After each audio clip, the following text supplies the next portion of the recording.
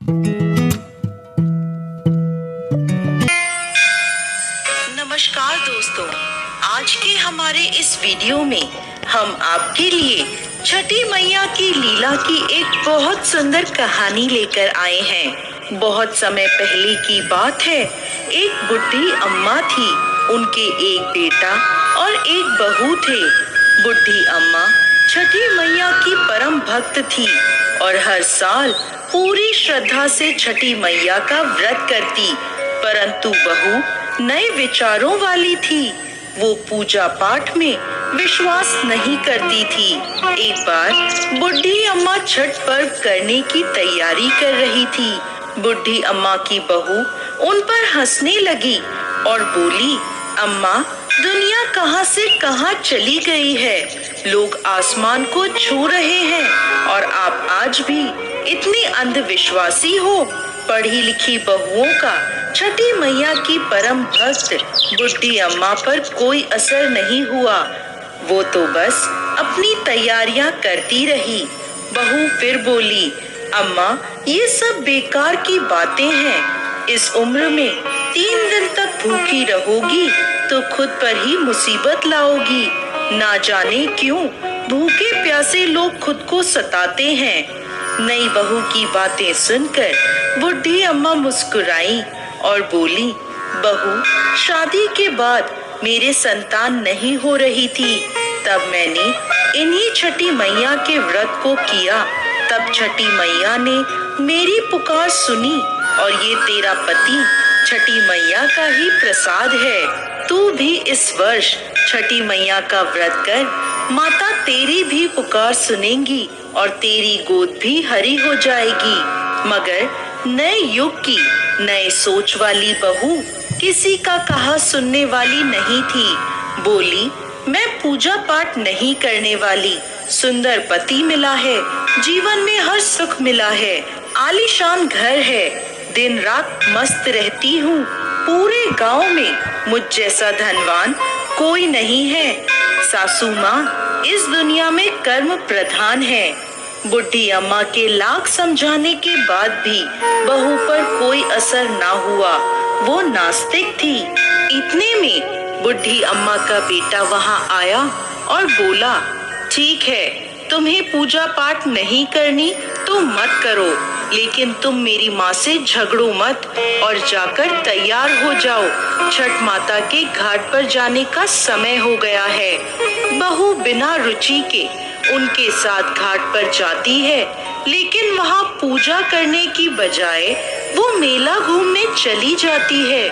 कुछ देर बाद उसका पति उसे वहाँ ना पाकर ढूंढने लगता है, तो वो हलवाई के पास स्वादिष्ट पकवानों का मजा लेती नजर आती है। पति उसे कहता है, अरे तुम यहाँ तक आई हो, कुछ देर माँ के साथ बैठो।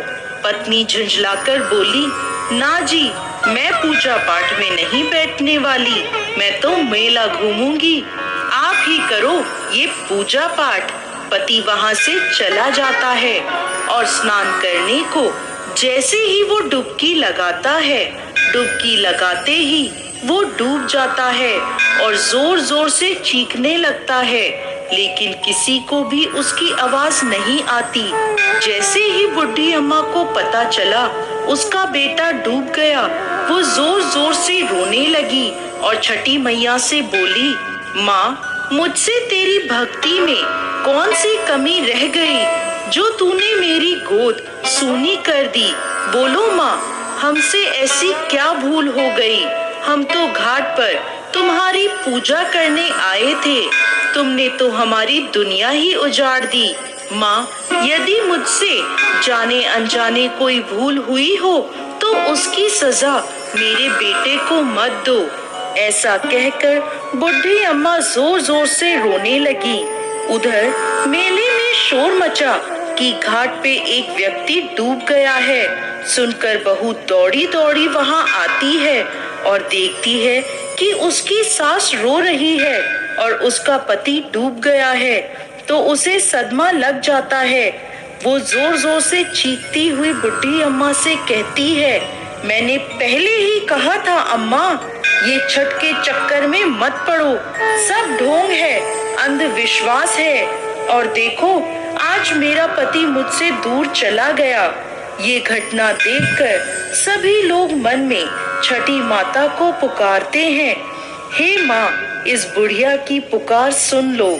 छठी मैया तो है ही दयालु, माता कभी अपने भक्तों को निराश नहीं करती। इधर पुत्र वियोग में बुढ़ी अम्मा जैसे ही जान देने नदी में कूदने लगती है, तभी नदी में से एक लहर उठती है और उसी लहर में से बुढ़ी अम्मा का बेटा बाहर आ जाता है। ये देख छठ घाट पर खड़े सभी लोगों की आंखें खुली की खुली रह जाती हैं। बुढ़ी अम्मा खुशी से रोने लगती है, बहू भी खुशी के मारे जोर जोर से रोने लगती है। इतने में तेज गर्जना के साथ छठी मैया प्रकट हुई और बोली, मैं कभी अपने बच्चों का अहित नहीं करती। मैंने तुम्हारी आंखों से अज्ञान का पर्दा हटाने के लिए तुम्हारे पति को पानी में डुबाया था। मैं सदैव अब भक्तों की रक्षा करती हूँ। इस कलयुग में जो भक्त मेरी पूजा करता है, मैं उसकी मनोकामना पूर्ण करती हूँ। ये कहकर छठी मैया अंतर ध्यान हो गईं और घाट पर मौजूद सभी लोगों ने छठी मैया की जय जयकार करी।